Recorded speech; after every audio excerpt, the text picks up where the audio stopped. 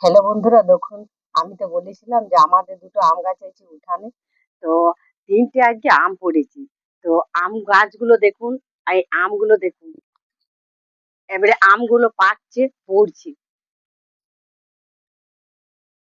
গাছটা দেখুন আপনারা, উঠানের মধ্যে দুটো আম গাছ আছে, তো ঘরের সামনে। তো দেখতে খুবই ভালো লাগে। আর উঠানটাও ছায়া পড়ে, ঢালাইয়ে উঠান। তো এই তিনটে আম পড়েছে আজকে। আপনাদিকে আমি আজকে দেখাবো। তো আমগুলাকে কাটবো।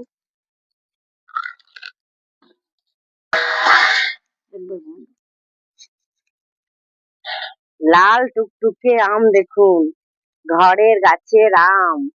আমগুলো কিন্তু খুবই মিষ্টি হয় পাকলে। আর যখন কাঁচা থাকে খুব টক। টকে আমরা খেতে পারি না, পাকে তখনই খাই। আমি খাচ্ছি, কি মিষ্টি, খুব ভালো।